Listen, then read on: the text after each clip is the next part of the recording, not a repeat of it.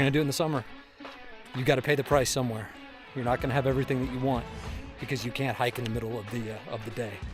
Well, the goal was a 2-day rim to rim to rim, from south to north and then back again, but it did not go as planned. And I hope the lessons I learned can help you on your own Grand Canyon adventure.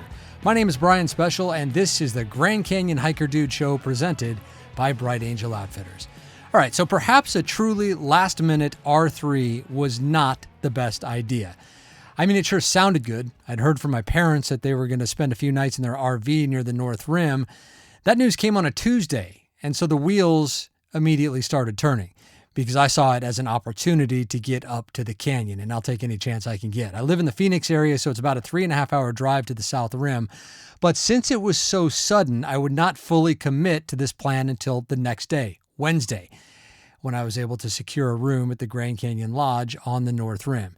So my plan was to spend the rest of that afternoon, that Wednesday, getting everything ready, and then start the drive up around 6 that night and drop in from the South Kaibab trailhead for an overnight crossing beginning at 11 p.m., about 12 hours after I'd made the decision to do this at all. I'd then hike all the way across the canyon, meet up with my folks, have lunch, get some sleep, and then hike back to the south side starting at 11 p.m. the next night. What was I thinking, right? Mistakes were made, and ultimately I bailed out on the second half of the hike and ended up catching a ride back to the South Rim the next day. So what led to this humbling experience? Well, the reasons are many, but let's frame it as the 5 big mistakes I made on my failed rim to rim to rim. And I hope you can gather something from my experience that you can apply to yours. I'm going to share my experiences with you as they happened along the trail. For starters, I was sounding pretty chipper as I dropped into the darkness from South Kaibab.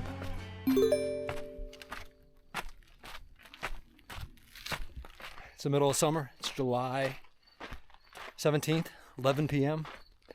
And I'm starting my way down South Kaibab on my way to the North Rim. Another heat mitigation effort. I have tried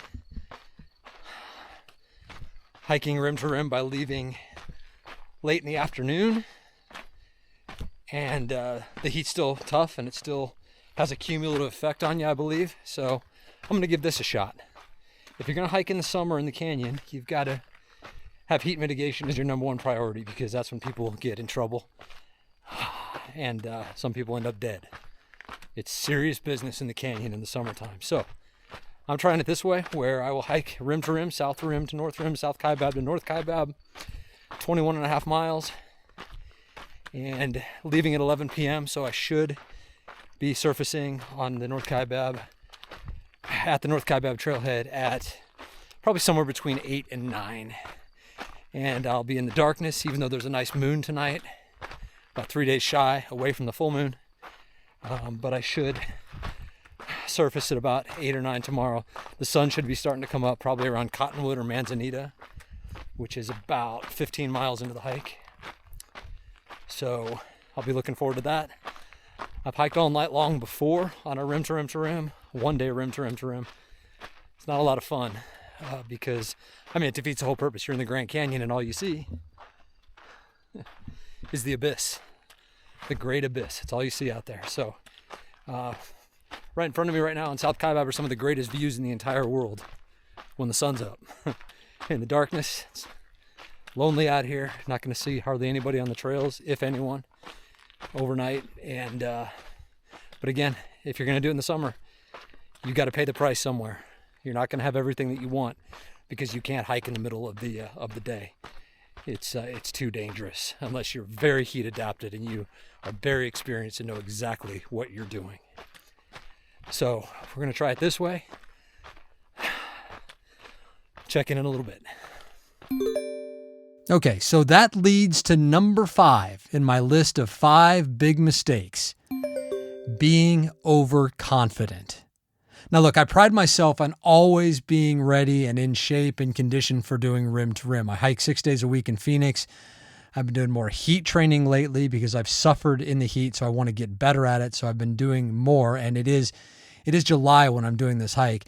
I do have a rim to rim and a few rim to river hikes already under my belt this year. I did a 2-day rim to rim to rim last October, followed by a 1-day rim to rim to rim last November.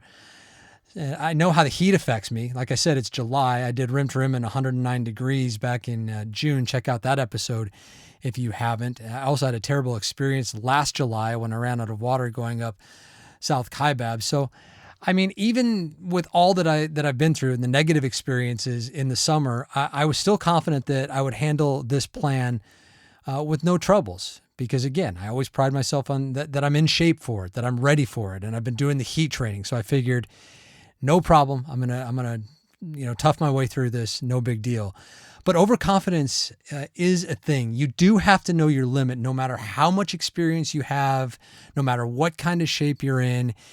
You do have to consider what it is you're doing, the time of year you're doing it, and the environmental conditions that you are going to face. Because if you are overconfident and just think you can get yourself through anything, that's when trouble can strike. And I think back to the episode that we did, the Death in the Grand Canyon episode we did back a few months ago, and it was on Margaret Bradley, the Boston marathoner. It was called When the Canyon Kills, a Boston marathoner's tragic miscalculation. Here Margaret Bradley was in just, prime shape, prime of her life, 24 years old. She just run the Boston Marathon. She was in incredible shape, but she was probably, if we're being honest about it, she was probably a little bit overconfident. She didn't know what she was getting into when she came to the canyon. And she and a hiking friend started down for a trail run going down Grandview, and they were going to go across Tonto and then up South Kaibab. And they weren't starting until like 9 o'clock in the morning on a July day when the temperature was going to be well over 100 degrees. And ultimately they ran out of water. They miscalculated how long the distance of the trail was. And then she ultimately went for help and veered off trail looking for water, we think. And she ended up not surviving. And so I would say overconfidence was a part of that story.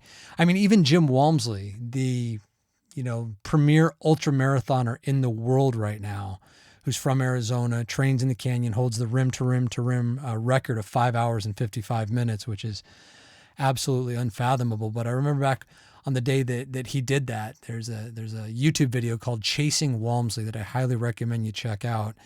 And he had just surfaced on the north side after starting on South Kaibab, and he finished in like 2 hours and 39 minutes. So he had, at that time, accidentally, he said, set the rim to rim record at that time, going from South Kaibab to North Kaibab in 2 hours and 39 minutes. Again, completely unfathomable. But he was questioning whether he wanted to turn around and go back and do it again. And this is Jim Walmsley we're talking about. And I remember him saying something to the effect of, I already know how awful it's going to be going back up South Kaibab, because he knew what the canyon had already taken out of him and was going to take out of him on the way back up.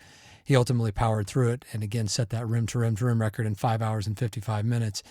But it just goes to show you that overconfidence, it can be a thing. And so I think that I was overconfident. I feel like I'm in shape for these things, but there are so many factors that you have to consider. And even with the heat training that I'd done, I just think I was overconfident in my abilities, and it ultimately cost me at the end. So overconfident, that's mistake number 5 that I made. All right, back on the trail, I've made it all the way down South Kaibab and have been a bit surprised by how hot it still is, even in the middle of the night. All right, made it to the Black Bridge, bottom of the canyon, 2 hours and 40 minutes. Once again, when you're doing this at nighttime in the dark, it is a grind. There is just something about it that is not overly enjoyable.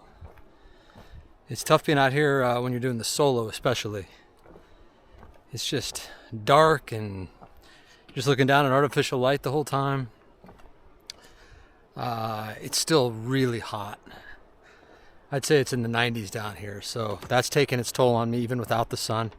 So I just can't imagine being in direct sunlight and doing this in the summertime. So again, this is the middle of July. It's close to 110 down here during the day, the last few days. So it's just too hot to be down here.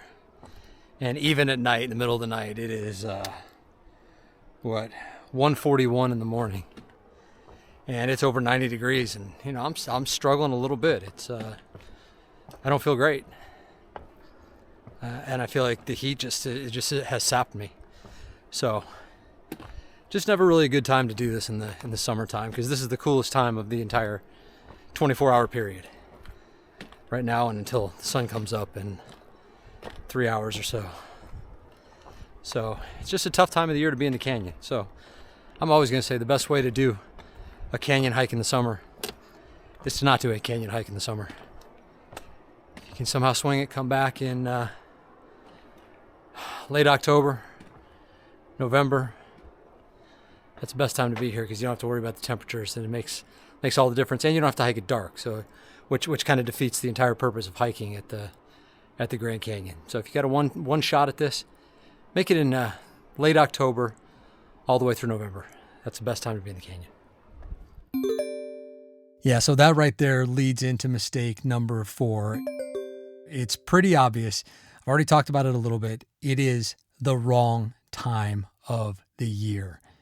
It is July in the Grand Canyon. There have already been 4 deaths that we have had over the span of just a few weeks.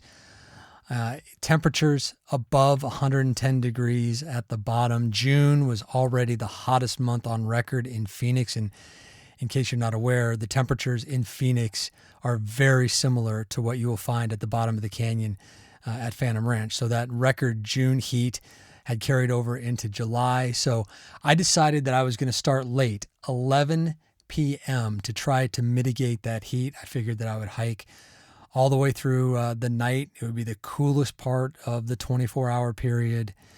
And then I would do the same thing the next night on the way back. But I mean, there's just no good way to hike or run the Grand Canyon in the summertime. You've got to give something up.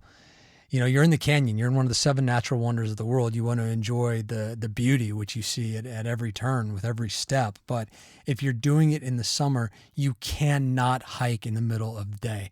10 a.m. to 4 p.m., even earlier than that and later than that, it's still going to be brutally hot. So all daylight hours are hot in the canyon and potentially dangerous. So you have to give something up. You have to hike super early in the morning, super late at night. You have to hike when it's dark. You can't do it all in the sun, or you are asking for trouble. So, it's just the wrong time of the year. So that is mistake number 4 that I made. It is the wrong time of the year. I knew it. I know it. I did the best I could to mitigate it, and it still caught me in the end. So if you can, avoid the summer at all costs in the Grand Canyon. Try to come back in the fall, October, all the way into November. The Trans-Canyon Shuttle, as long as the weather stays nice, runs all the way until November 30th, even though the North Rim shuts down operations and the Grand Canyon Lodge closes down on October 15th. You still have that period from October 15th to November 30th, as long as there's not a big snowstorm that shuts the road down and forces the closure of the shuttle. As long as that does not happen, that is still rim to rim season. And I'm telling you, when you can do rim to rim in November, that is my favorite time of the year. There are fall colors on the North Rim. You don't have to worry about the temperatures. It's ideal temperatures all throughout the day. It's even cold in the morning. But it's great hiking conditions. You don't have to worry about the heat anymore. You can do the whole thing in daylight. You just have to figure out logistically, it can be a little bit more challenging to not be able to stay the night on the North Rim, at least at the Grand Canyon Lodge or the Kaibab Lodge. But you can stay at Jacob Lake Inn, which is about 45 miles from the trailhead, or you can just shuttle back to the South Rim. So if you can do it that time of the year, that is the ideal time to do it, late October, all the way through November if the weather cooperates. But just if you're going to do this one time, I just hope you don't do it in the summer. I understand that people have to do that because of vacations and such, but it's just the worst time, the most unpleasant time to be in the canyon. It's not a lot of fun to be hiking in the canyon in the heat and the direct sun. So if you can avoid it, please do. All right. As my hike continued through the night, I did not see a single soul from the time I parked my vehicle off Highway 64 before walking to the South Kaibab trailhead, all the way down South Kaibab, and now all the way through the box. And just before Cottonwood, when the day was just beginning to break, I finally ran into a group of backpackers headed for Bright Angel Campground, breaking that complete solitude streak that I was on. It's somewhere between 5.5 and 6 hours. Man, hiking through in the dark. A lot of people love it.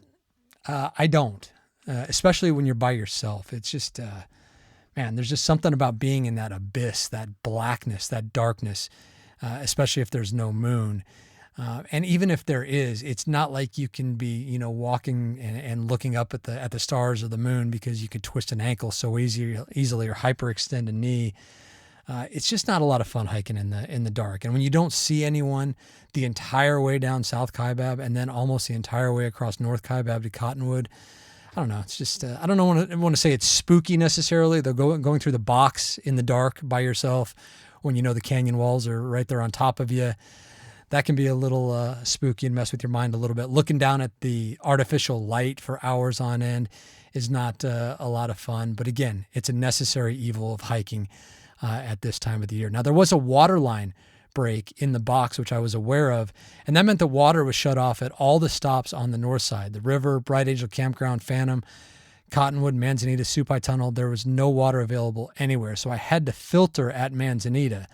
And that's the first time I have ever had to filter in the canyon, which is a good time to remind everyone that carrying a filter in the canyon, it's really not an option. The water can be shut off without warning. So even if you check the NPS website the day before your hike and everything is on, you always have to be prepared just in case. And we have daylight. Finally, it's 6:23. I just spent, my goodness, about 45 minutes filtering here at Manzanita, because the water is off. There's a pipeline break. So that's why you always have to carry a filter in the canyon in case that very thing happens. And it happens without warning typically. And then you're stuck having to filter water.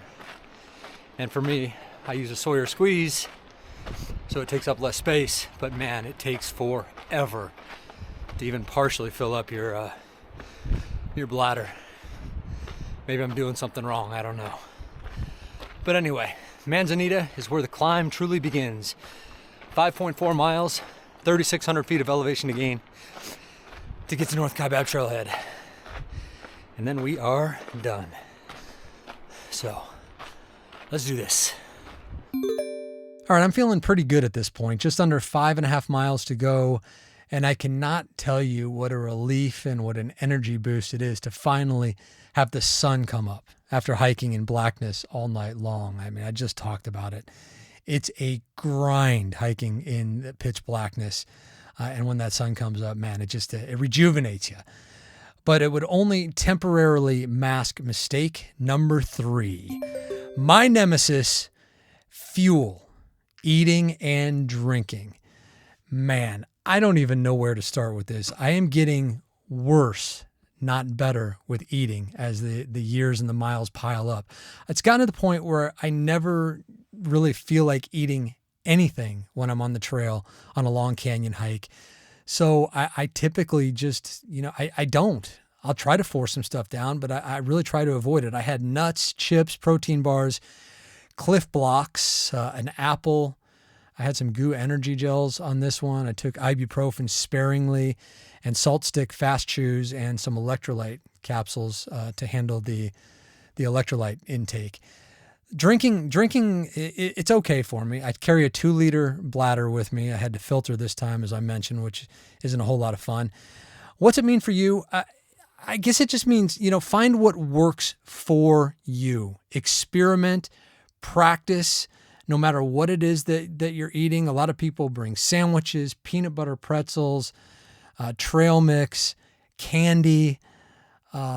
Just practice with it. Figure out what works for you. I feel almost like a couple of years ago, I was better at this when I was taking I would take, what are they called? Sour Patch Kids.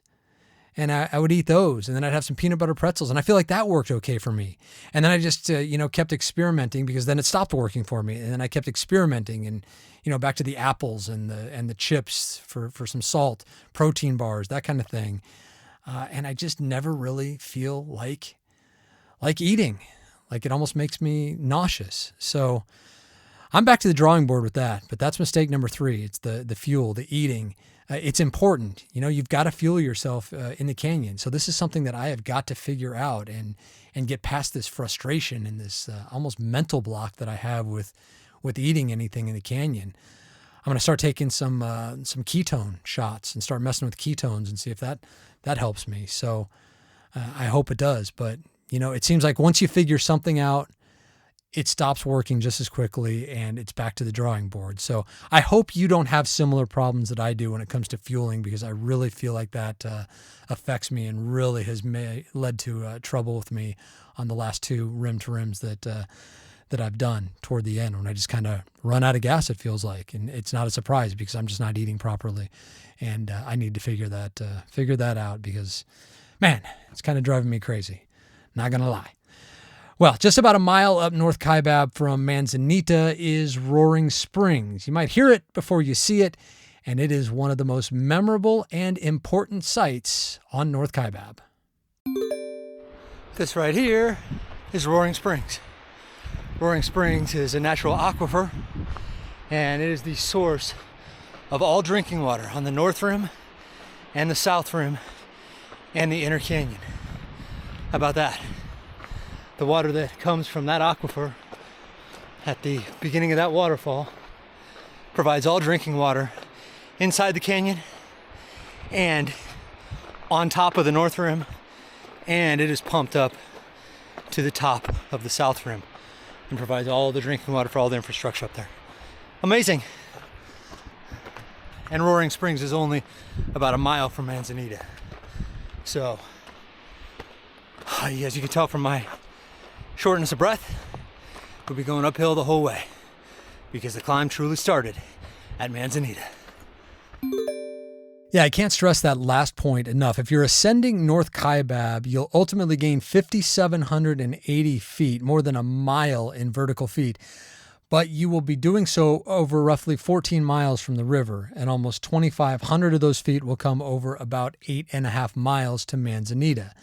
Those miles will feel mostly flat, with no serious inclines except for a short and infamous stretch around the Ribbon Falls Junction known as Asinine Hill. But at Manzanita, where you'll find toilets, water when available, and your final access to Bright Angel Creek if you need to filter or cool off, the incline begins immediately, right there at Manzanita. You'll gain over 3,600 feet over the last 5.4 miles to the North Kaibab trailhead.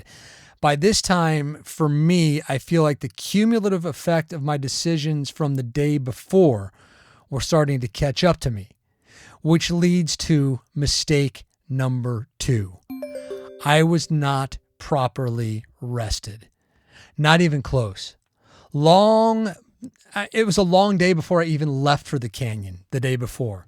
So I had not mentally prepared. I'd been awake for 19 hours when I started.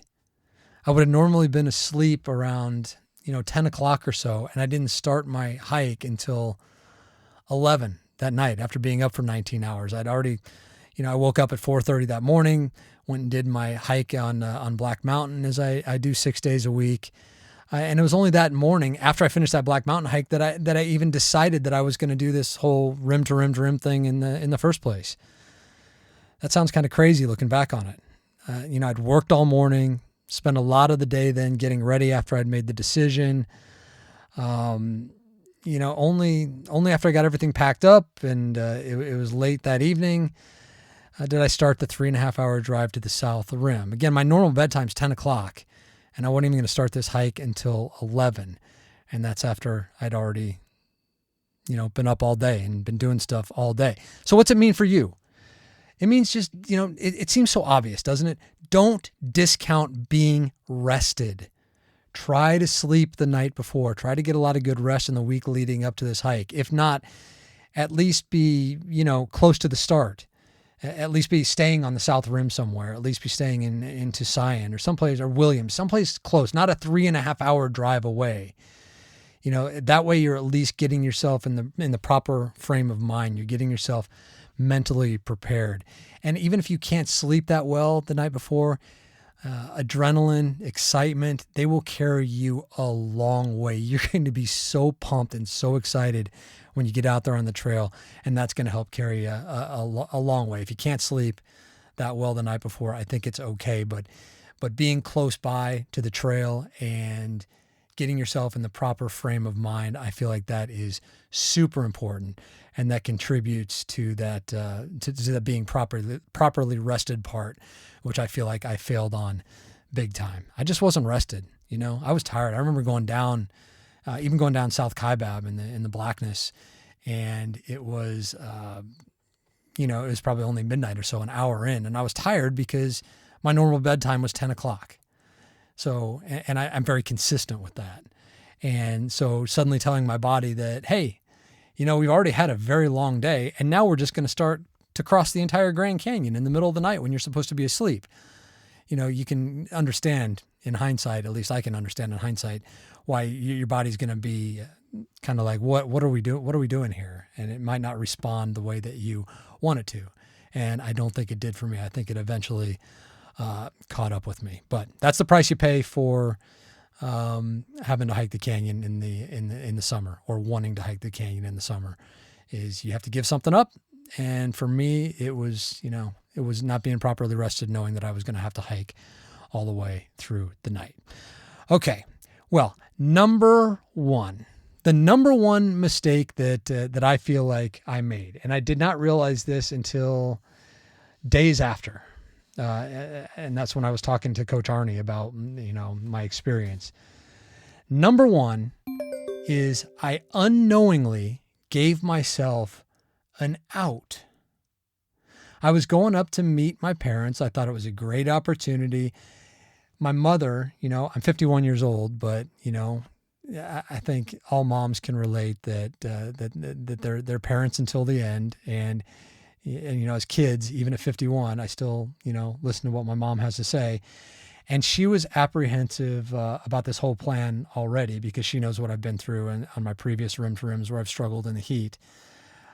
So she had put it in my head, I think even before the hike started, when I told him my plan and I said I'd meet him the next day, she already put it in my head that, hey, if things don't work out, you don't have to go back. We can give you a ride, or we can figure something out, but you don't have to go back. So that's just, my mom caring and not wanting me to push myself past my limit when it was too late. So I think that was already in my head as I crossed the canyon that first time. And when I finished, I did not feel good. I was feeling pretty nauseous, pretty worn out.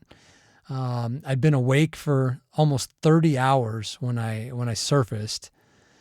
My plan after I finished was that I was going to rest all day, and I was going to go check into my room at the lodge and have lunch with my parents. And then I wouldn't leave until 11 o'clock that night again, 24 hours after I had started the south to north leg. I was going to start the north to south leg. But I was already telling myself, I remember sitting up there at the North Kaibab trailhead after finishing and just being, beat up and worn out, as you are, no matter when you finish a rim to rim. I remember thinking to myself that I really did not want to hike back in the dark. That's what I thought more than anything else. I don't want to deal with that darkness again. I don't want it to be 11 o'clock up here on the North Rim and I'm just dropping in to cross the canyon again. And then, the sun's going to be coming up around Phantom Ranch. And then I've got to hike up either Bright Angel or South Kaibab as the day's breaking. And I'm going to have that direct sun on me. It's just not going to be a lot of fun. But it was the darkness that I was the most worried about. It was not appealing at all to think about crossing the canyon in the darkness again. So basically, when it was essentially when I was right there, after just finishing a hike, that's no time to make a decision on what you're going to do next. But I feel like I kind of already made up my mind without saying anything. Like, you know what? Mom said it was okay, and I don't want to hike in the dark again, and I'm completely worn out because I just surfaced after 30 hours without sleep and hiking 21 and a half miles across the Grand Canyon with 5,780 feet of elevation gain. Now's the time I'm going to make the decision in my mind that I'm just not going to go back. What the heck? But that's what I did. I feel like I called it right there. I was like, I don't want to do this again. Why? What's the point? I don't feel good. I don't want to do it again.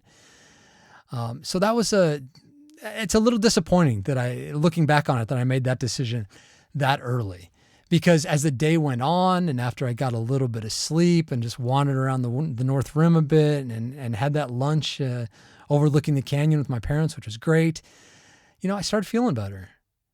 And for a second, I considered reverting back to the original plan, but I didn't. I had bailed. I had taken the out already. Man, again, at the moment, it felt okay because I feel like you're playing games in your mind. Maybe you're not of right mind having just finished an experience like that. It was not the time to make the call that I did, but I did, and I've just got to live with that going forward. Now, as you might know, I posted about this experience with photos and everything in our Grand Canyon Hiker Dude Show Facebook group. And I half jokingly said that now I knew I was going to have to hear about it from Coach Arnie on our Saturday morning Black Mountain hike. And it was Arnie who pointed this all out 48 hours later as we talked our way through it. He's the one who pointed this out to me. I had not quite figured this out, that this was the number one thing that I had done. I'd given myself an out. And to do something beyond a rim to rim, you just have to know, as Arnie says, you just have to know that you're going to suffer some. And you have to be prepared to deal with it. Heck, you have to be prepared on a rim to rim to know that you're going to suffer some. It's not easy.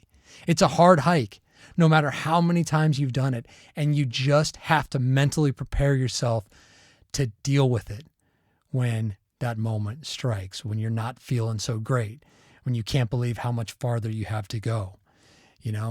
Sometimes you just got to suck it up and deal with it. I subconsciously knew all this since there was plenty of suffering that I'd gone through on my rim to rim to rim last November.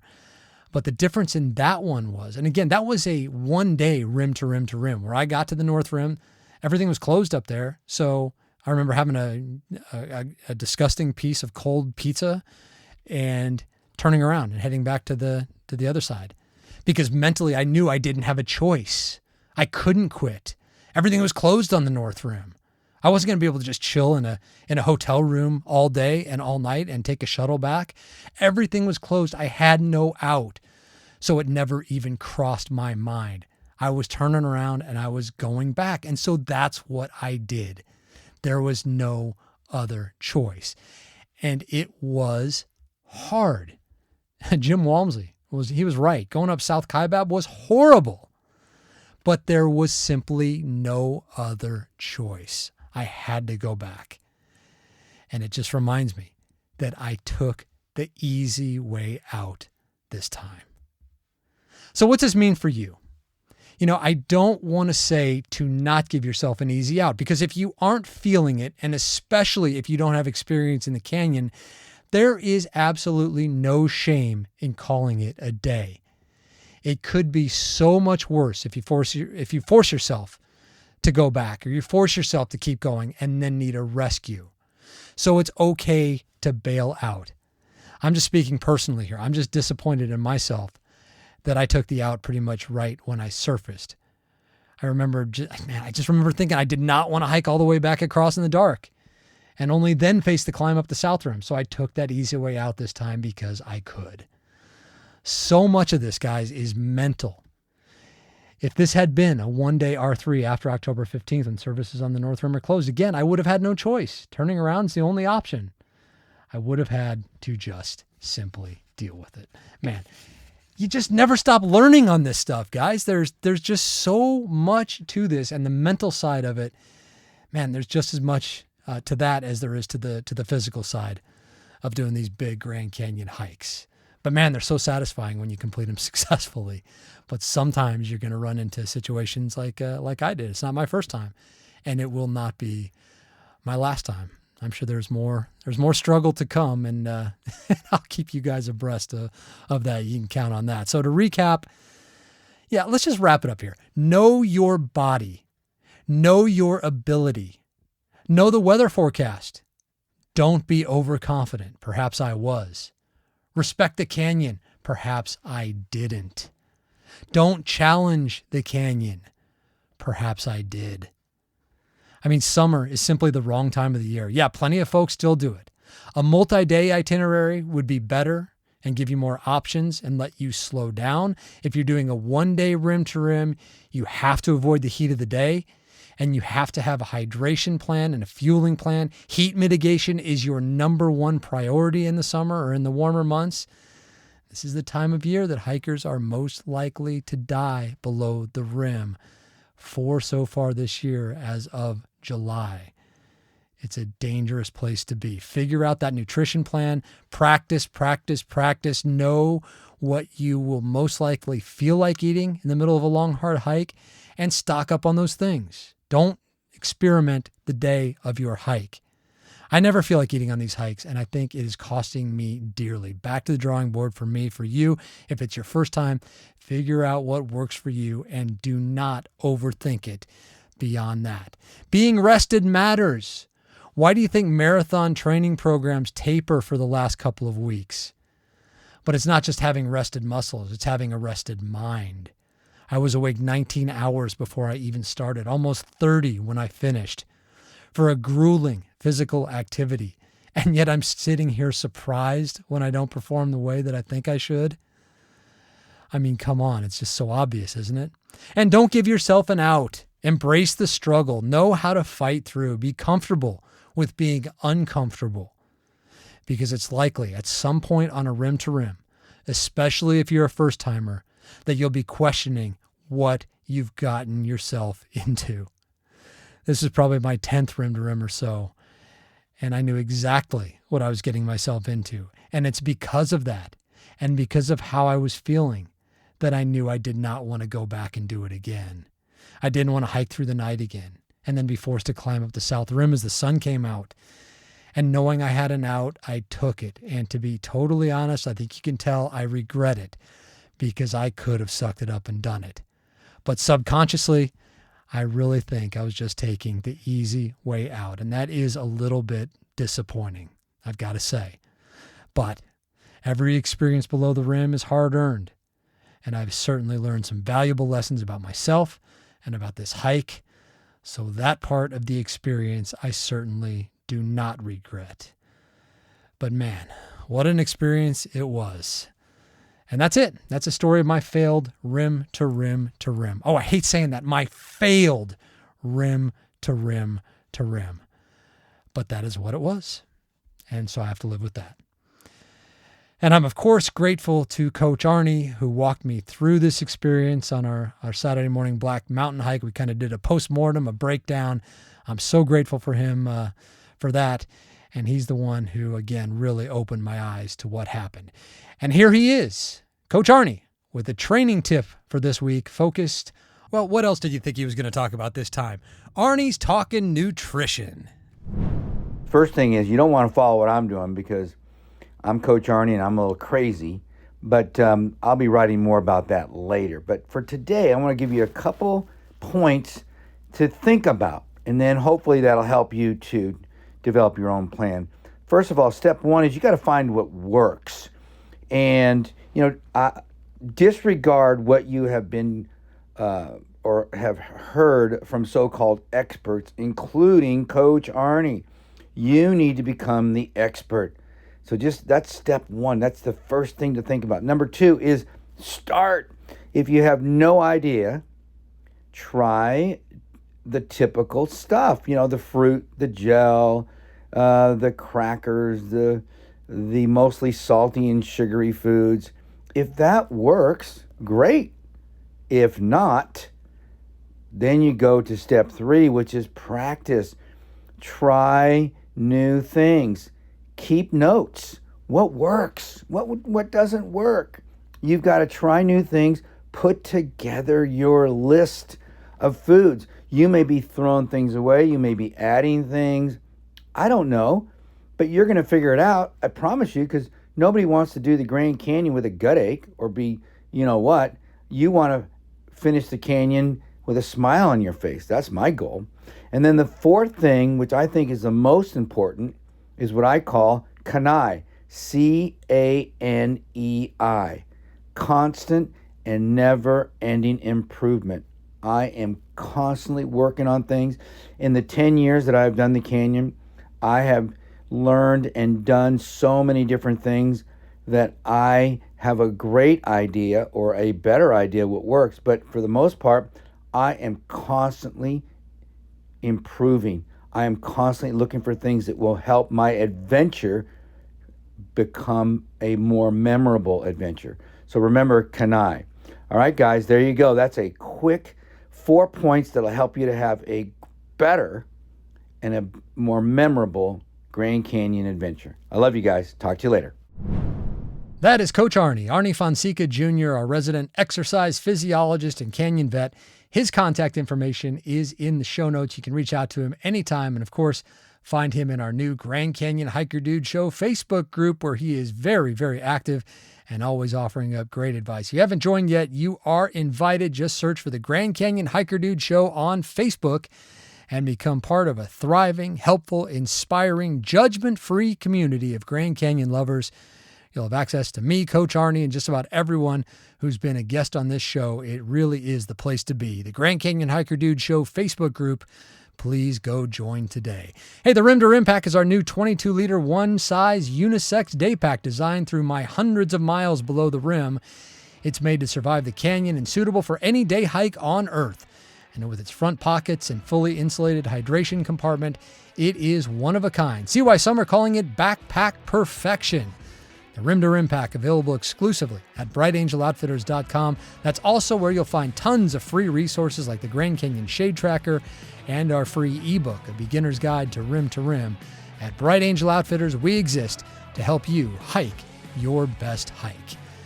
All right, that's it for now. I'm Brian Special, encouraging you, as always, to go hike the canyon. Take that first step, embrace the journey and the struggle. And when you get there, whether it's for time goals or taking your time, just hike your own hike and enjoy the unmatched majesty of the Grand Canyon. We'll see you next time on the Grand Canyon Hiker Dude Show, presented by Bright Angel Outfitters.